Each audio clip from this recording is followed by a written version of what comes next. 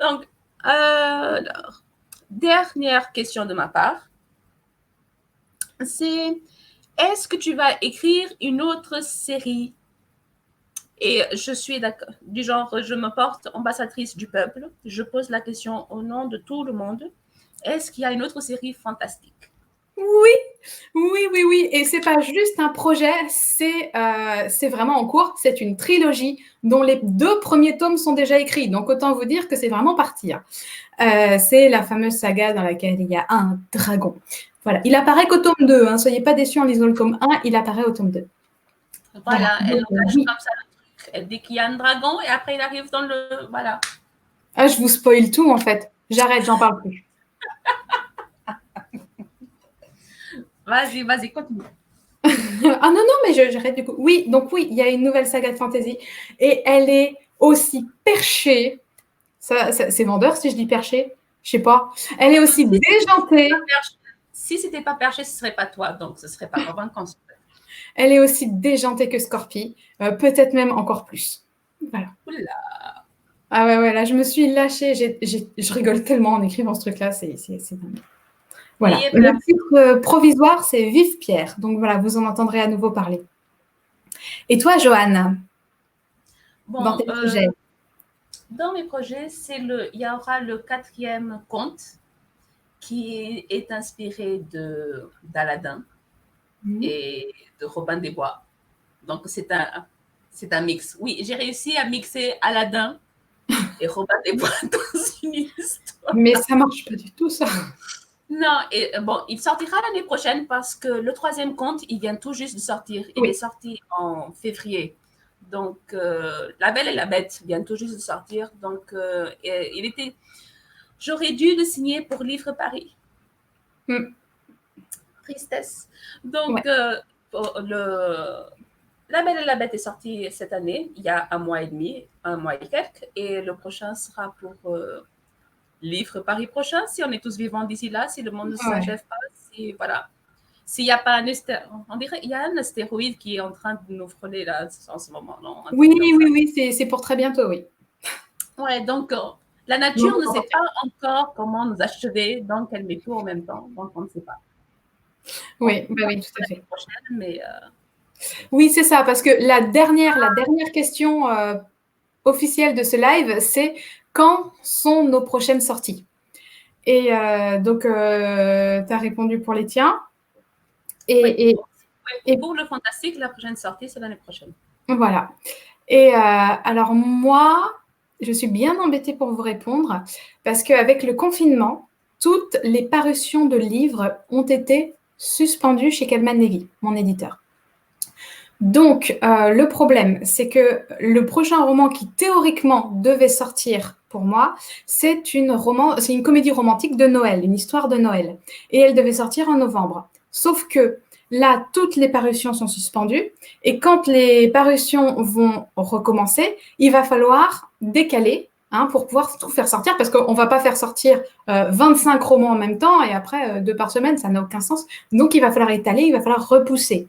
Donc, toutes les dates jusqu'à fin 2020 vont être repoussées, sauf que si mon roman de Noël, qui devait sortir, je vais dire n'importe quoi, vraiment n'importe quoi, ce sont des dates au pif, donc ne les notez pas. Si mon roman devait sortir le 2 novembre et que finalement il sort le 7, aucune importance, aucun impact. Mais s'il devait sortir le 2 novembre et que finalement il sort le 2 février, pour un roman de Noël, ça ne fonctionne pas. Donc aujourd'hui, nous n'avons plus aucune visibilité sur les dates de sortie. Donc j'avais annoncé sur mon site internet dans l'article de début d'année qu'il y avait un roman qui devait sortir en fin d'année et ma trilogie fantastique en 2021. Aujourd'hui, on ne sait pas. Voilà, je suis absolument navrée, je ne peux pas vous donner de réponse, mais dès que j'ai des infos, je vous promets, je communique à fond sur les réseaux sociaux, sur mon site internet, partout, vous saurez. Vous serez les premiers à savoir.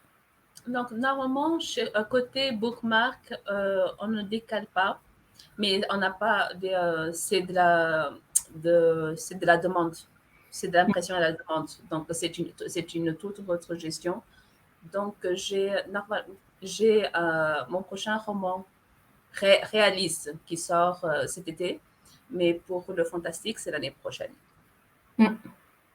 Ça vous donnera le temps de faire la découverte d'Osler et du Sorbier des Oiseleurs. Exactement. Exactement. Alors, on en a fini avec les questions que vous nous avez posées sur les réseaux sociaux et par mail. Donc maintenant, si vous le souhaitez, on vous invite à poser les questions auxquelles on n'a pas répondu dans le chat. Voilà. Il y a 760 commentaires dans ce truc-là. Donc, je ne sais pas si on va réussir à monter. Mais tu vois ça où, toi? Sur ta page. Ah, sur ma page? T'es sur ma page en même temps? Ouais, non, mais je suis une fille, tu vois, je suis... Donc, sur ta page, on voit qu'il y a 760 commentaires. Donc, je ne sais pas si on va réussir à remonter 760. Ah non, mais là, il faut que vous les posiez maintenant, les questions. Effectivement, il y a 700 commentaires, on va pas remonter. Alors, Marion, on ne peut pas avoir des détails à nous mettre sous la dent. Quoique non, ça va encore plus me frustrer. Ah bah voilà, comme ça, la réponse est dans la question. Alors, est-ce que des livres dédicacés pourraient être mis en vente? Alors, pour moi, non. Ouais, depuis l'Angola, c'est compliqué. Et la poste n'est pas fiable. Je n'ai même pas mes exemplaires d'auteur, alors ce n'est même pas la peine d'envisager que l'éditeur m'envoie les livres pour que je dédicace et que j'envoie après. Donc, vous attendrez la fin du confinement, la fin du monde, que je sois à Paris ou que je sois en France tout court, et on verra ça. Mais de l'Angola, ce n'est pas possible, malheureusement. C'est le prix en Et pour moi, qui suis en France, c'est pareil, on va commencer par attendre la fin du confinement. Et ensuite, c'est une opération à laquelle je pense, mais il va falloir que je me mette en cheville avec mon libraire. Parce que si je fais une annonce, par exemple, par mail pour dire Hey, qui veut un livre et que j'ai 50 réponses de 50 personnes qui veulent 50 livres, il va vraiment falloir que je passe une grosse commande chez le libraire. Donc, il faut que, voilà, c'est des choses qu'il faut mettre en place avec pas mal de logistique. Mais oui, dans l'absolu, c'est absolument possible. Voilà. Alors, ensuite, y aura-t-il d'autres tomes pour Scorpie et pour Sixtine? Donc ça, j'ai déjà répondu. Pour le moment, je travaille sur d'autres choses, mais toutes les portes sont ouvertes parce que j'ai l'intention de vivre encore très longtemps et d'écrire beaucoup de livres. À toutes centenaires. Sur la fin du monde. Au moins. Non, mais j'ai l'intention de vivre jusqu'à la fin des temps et pour le moment, tout se passe bien. Donc ça, c'est bon. Un tome spécial sur Elias, est-il possible? Même réponse. C'est possible. Pas pour le moment, mais c'est tout à fait possible. As-tu une idée ou une préférence? Question de Margot. Roxane, des bébés animaux de Lou et Joshua. Eh bien, pour cela, je ne vais pas me prononcer parce que je vais me laisser la liberté. Je ne vais pas m'engager parce que si je vous donne une réponse tout de suite, après, il faudra que je m'y tienne. Donc, je ne vais pas m'engager maintenant pour le jour où j'écrirai une suite, avoir la liberté de faire exactement ce que je veux. Voilà. Caro, qu'est-ce qui oriente le choix de l'idée principale pour écrire un roman lorsque plusieurs pointent le bout de leur nez? Joanne. Oui. Donc, dans mon tableau Excel, j'organise mes idées par priorité. Et la priorité, c'est si l'idée est assez claire dans mon esprit, parce que je ne fais pas de plan. Je suis à la one again freestyle, quoi. Voilà. On y va. Mais il faut que j'ai une idée claire de où je veux aller. Donc, si j'ai une phrase et je sais où je vais aller, ce sera dans les premiers romans et ça dépendra si je dois corriger d'autres romans avant. Et si c'est juste une idée très floue, genre un flocon de neige qui se transforme en avalanche ou un truc comme ça, c'est un truc n'importe quoi. N'importe quoi. Donc, je vais mettre ça. Ça dépend vraiment du niveau de l'idée. Si je vois très clair ou si je vois juste, c'est juste une étincelle et que je sais que ça peut grandir. Et je note tout de toute façon. Je note tout. Et après, comme c'est un tableau Excel, je mets les chiffres pour les priorités, 5 pour les sans couler. Et après, j'organise comme ça. C'est automatique. Et après, je pioche. Et moi, j'ai la technique exactement inverse, c'est-à-dire que je ne note rien. Je ne note rien de mes idées quand j'en ai plusieurs qui pointent le bout de leur nez. Et celle qui est encore là au bout d'une semaine, je considère que c'est la bonne. C'est une bonne idée aussi. Parce qu'en fait, le truc, c'est que je note la plupart des idées, du genre en 24 heures. Si par exemple j'ai une idée quand je suis allée me coucher, et le lendemain je l'ai encore, je la note. Mais si par exemple dans un mois et je regarde ma liste et je me souviens pas du tout de ce que c'est, je la ni vu ni connu, personne n'est blessé, voilà. Donc, mais ma liste est gigantesque de toute façon. Donc, après, j'essaie de fusionner, mais ça ne marche pas à tous les coups. Ensuite, question de Celle. Une nouvelle pour savoir si la portée de loup est bien arrivée. Donc là, c'est pareil. Non, puisque je me laisse la liberté de faire une suite. Donc, de voir quels seront les bébés, mais après. Voilà.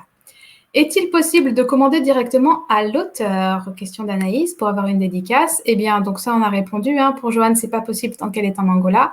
Et moi, il faut d'abord que je vois avec mon libraire pour voir comment est-ce que ça peut être possible. Voilà.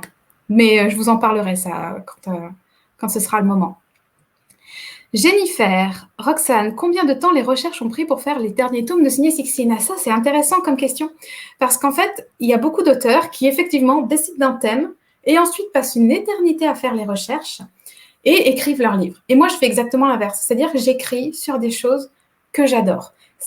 Combien de temps ont duré mes recherches pour écrire Sixtine? J'ai envie de vous dire toute une vie. Parce que j'écris sur les thèmes dont je suis complètement fan, hein, dont je suis passionnée.